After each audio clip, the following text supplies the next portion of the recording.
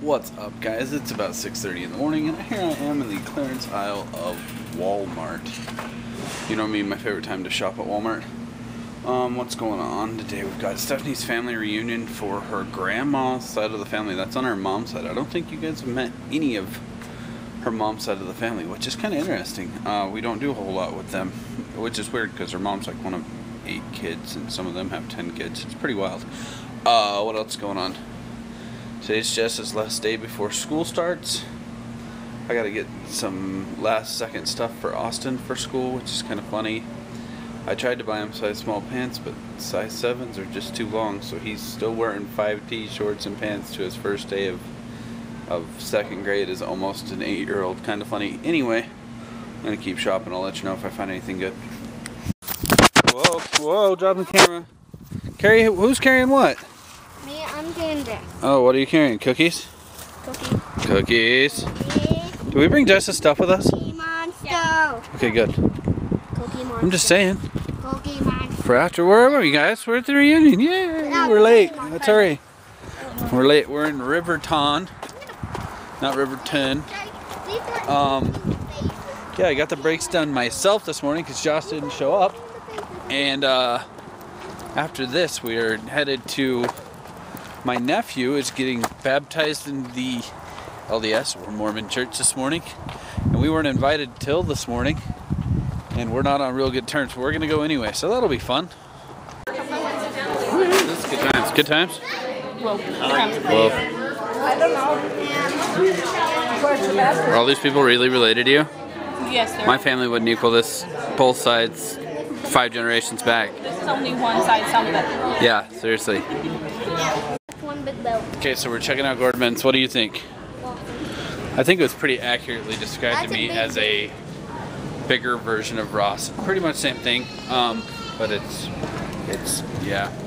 We just left. We did go down and watch my nephew get baptized, and it was good, and all went well. And just got to see my mom for a second, and even said hi to my brother for a second. It was fun. What do you think? It was fun. It was good, huh? What are we doing the rest of the day? Wearing a belt. Wearing a belt? You need a belt, sloucho. Ooh, that almost whacked your brain. That's a big belt. You're a big belt. Seriously, look at it. Boy! Daddy! Time for bed? Time for bed? I went to a party and I was too mature to stay. I just went to a party at Josh's house and I was there about half hour talking with Josh and the people there. I was like, yeah, this isn't my scene. I'm too mature. What are you doing? Look at that. This piece of paper, it stays there because it's a fan. And these two are mesmerized by its... Together. You're not using the force. You guys are full of it. I just pushed you backwards. You want to end the vlog? Keep watching, subscribing, use the force, and we will see you tomorrow. Spoosies and deuces. Let's see you use the force.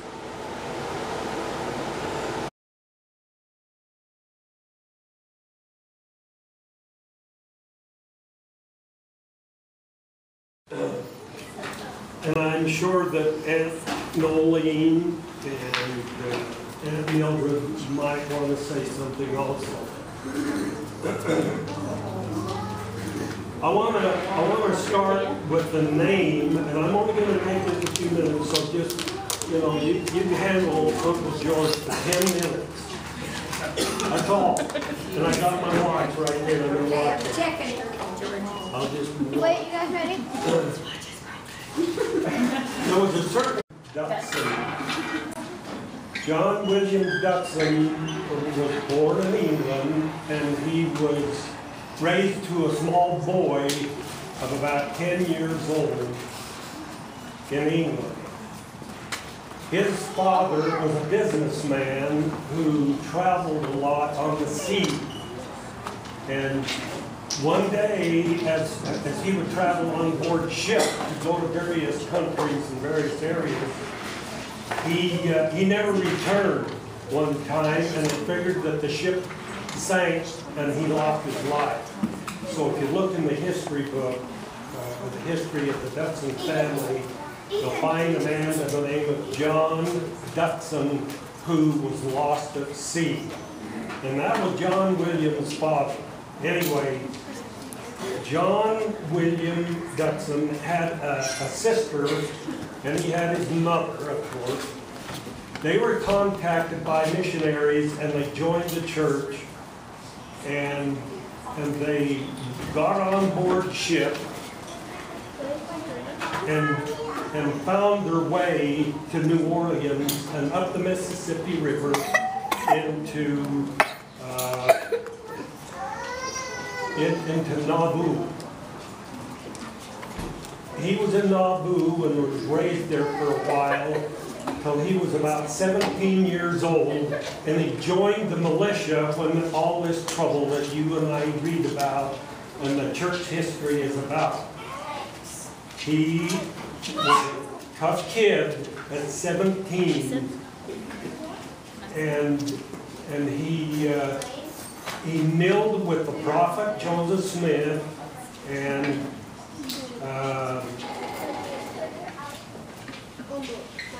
our other relatives that were there. Anyway, I'll speed this up.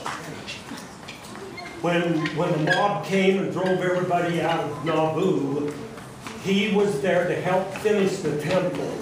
He wanted to be with the brethren to finish the Nauvoo temple, and they did. And he received his endowments as a young man in the Nauvoo temple, and he was one of the last men to leave. The mob ran the rest of the saints out of Nauvoo. He went to St. Louis, Missouri with his uncle. He lived there for a few years, and then he met a woman and married her, and they left St. Louis and went to Salt Lake City, where he was sent to Fillmore. He lived in Fillmore. Said, "Hey, I've got a good friend here. I want you to marry."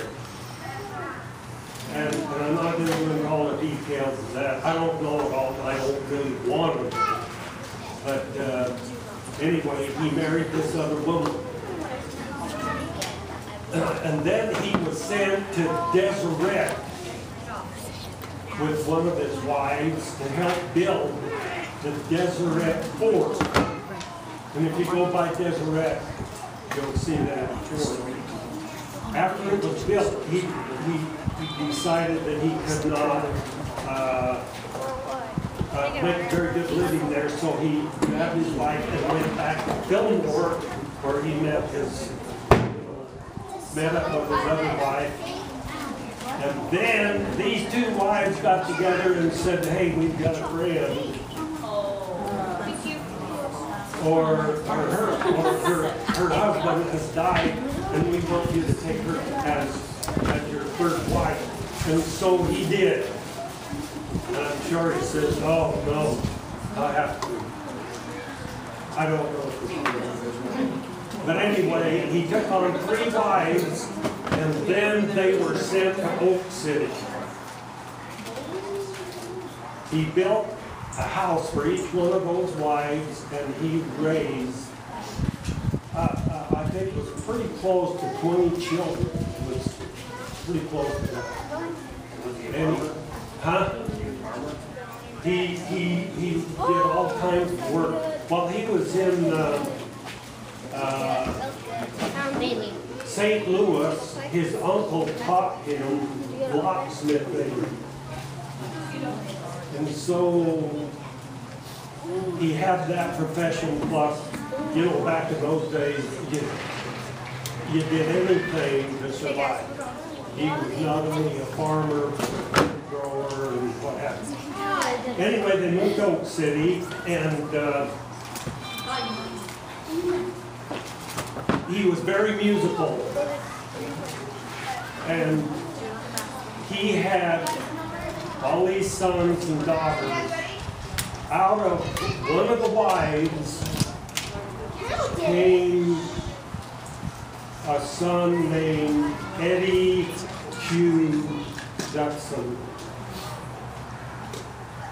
And that's where you and I came from. That's where our bloodline is.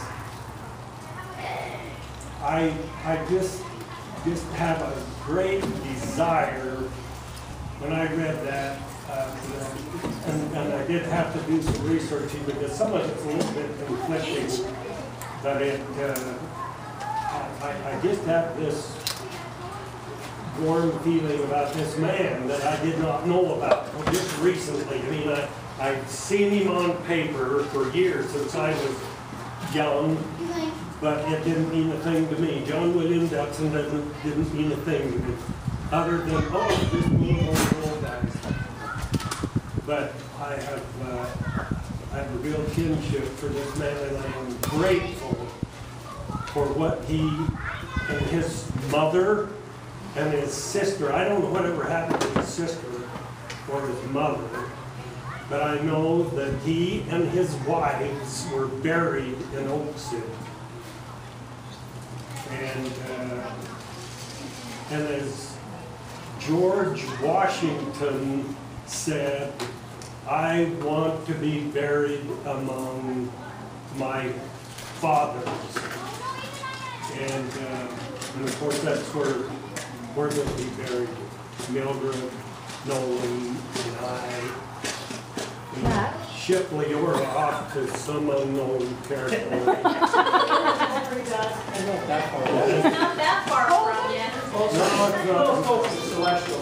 She's up higher than you guys, so there. She's up on a hill. Enjoyed each other's company, but one of the men, he had a wife that was kind of a nag, and I think most of you understand what that was, and so in a fit of rage, he sued her. Well, he was arrested and taken to court and went to prison, and they were going to electrocute him. Now the thing is, his friend, who was very close with him, wanted to go visit just prior to him being electrocuted. And so what he did, he went up and thought on the way, what do I tell this guy? I can't say so long because it's not going to be very long, and I can't say goodbye because that sounds so final. So he went in, and they were all prepared to execute him. They had his pant leg slit and all the rest, and the preacher came in and he said, son, it's time to go. Well, his friend turned to him and said, you know, I've really been your friend for a long time, and I really care for you. I thought on the way up I'd say goodbye, but that sounds so formal. And then he said, I thought, well, I'd say so long, but it's not going to be very long. So I said, I'm just going to say one thing. More power to you.